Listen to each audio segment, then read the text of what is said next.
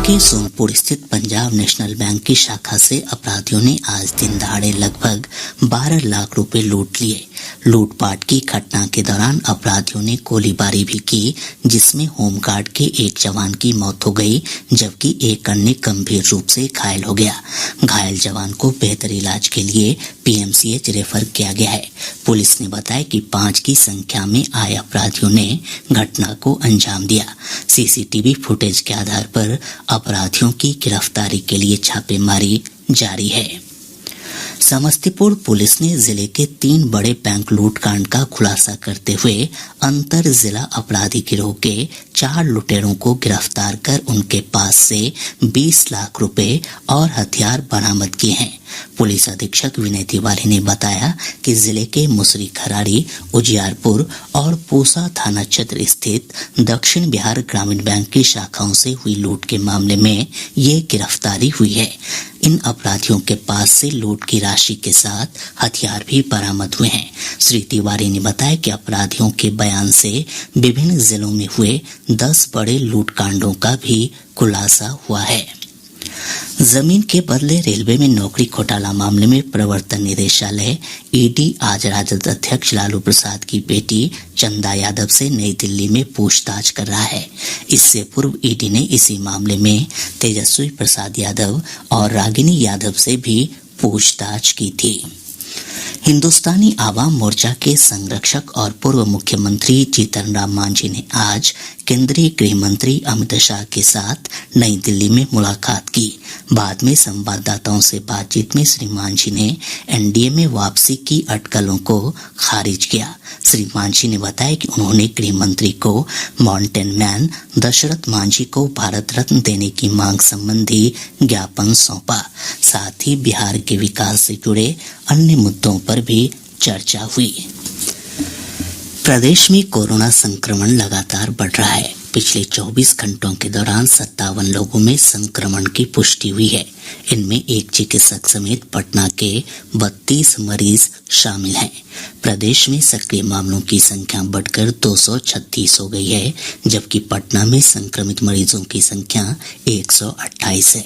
इधर देश में पिछले 24 घंटों के दौरान 10,158 लोग कोविड संक्रमित हुए हैं। सक्रिय मरीजों की संख्या बढ़कर 44,998 हो गई है। प्रदेश के अधिकांश स्थानों पर तापमान में बढ़ोतरी का सिलसिला जारी है।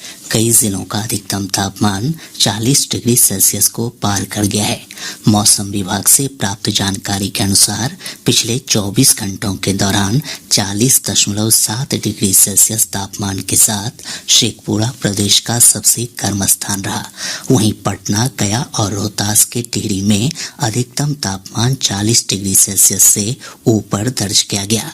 मौसम विज्ञान केंद्र पटना की वैज्ञानिक नेहा कुमारी ने बताया कि अगले 5 दिनों के दौरान अधिकतम तापमान में 2 से 4 डिग्री सेल्सियस की और बढ़ोतरी हो सकती है। इस दौरान कुछ स्थानों पर लू चलने की भी आशंका है। राष्ट्रीय मानवाधिकार आयोग ने पटना के ट्रांसपोर्ट नगर इलाके में भूमिगत नाले की सफाई के दौरान 2 श्रमिकों की मौत के मामले में राज्य सरकार, पटना के वरीय पुलिस अधीक्षक और पटना नगर निगम से जवाब मांगा है। आयोग की ओर से इस संबंध में 6 सप्ताह के भीतर विस्तृत रिपोर्ट मांगी गई है।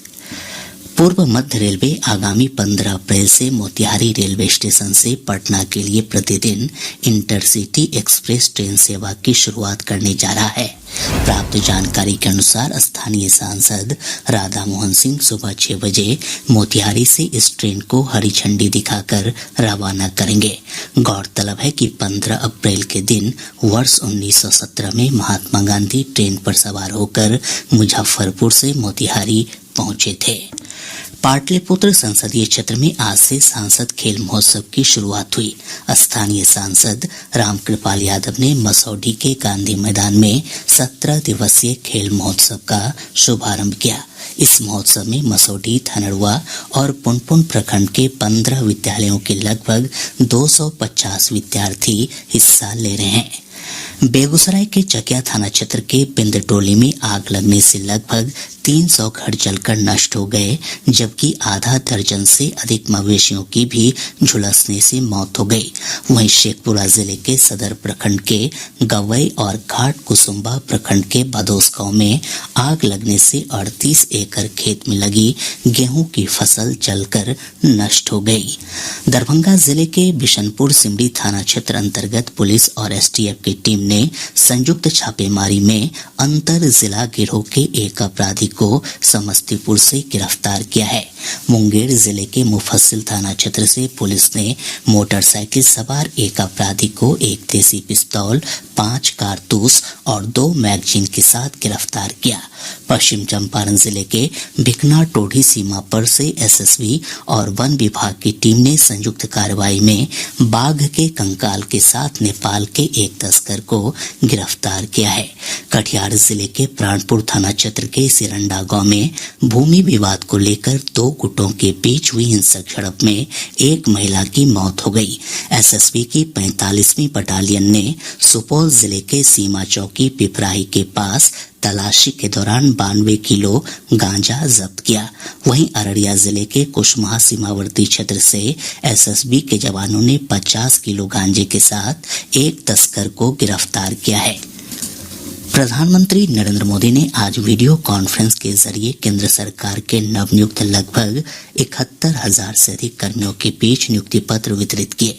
समारोह को संबोधित करते हुए श्री मोदी ने कहा कि सरकार प्रतिभाशाली और क्षमतावान युवाओं को उचित अवसर प्रदान करने के लिए वचनबद्ध है। प्रधानमंत्री ने कहा कि आज नई कार्यनीति और नीति से देश में अवसरों के द्वार खुले हैं। उन्होंने कहा कि भारत विश्व में सबसे तेजी से बढ़ती अर्थव्यवस्था है और दुनिया बड़ी उम्मीद के साथ भारत की ओर देख रही है। आत्मनिर्भर भारत अभियान के महत्व पर प्रकाश डालते हुए श्री मोदी ने कहा कि यह उन कार्यक्रमों में से एक है जो ग्रामीण और शहरी दोनों क्षेत्रों में रोजगार के एक समान अवसर प्रदान कर रहा है। श्री मोदी ने कहा कि भाजपा शासित राज्य देश के युवाओं को रोजगार के अवसर प्रदान करने की दिशा में काम कर रहे हैं। इस अवसर पर प्रधानमंत्री ने सभी चुने हुए कर्मियों को बधाई दी। उन्होंने कहा कि सरकारी सेवा उन्हें देश के विकास में योगदान करने का अवसर प्रदान करती है। इधर पटना के महेंद्र घाट में आयोजित रोजगार मेले में केंद्रीय मंत्री गिरिराज सिंह और हाजीपुर में पशुपति कुमार पारस ने नवनियुक्त कर्मियों को नियुक्ति पत्र सौंपा। समारोह को संबोधित करते हुए केंद्रीय मंत्री गिरिराज सिंह ने कहा कि देश में एक ऐसा माहौल बना है जिससे रोजगार के अवसर बढ़े हैं।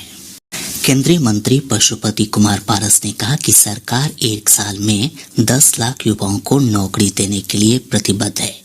हमारे संवाददाता ने बताया कि नवनियुक्त कर्मी केंद्र सरकार के अंतर्गत रेल प्रबंधक, स्टेशन मास्टर, निरीक्षक, कांस्टेबल, आशुलिपिक, डाक सहायक, आयकर निरीक्षक, सहायक प्रोफेसर, शिक्षक और नर्स सहित विभिन्न पदों पर कार्य करेंगे।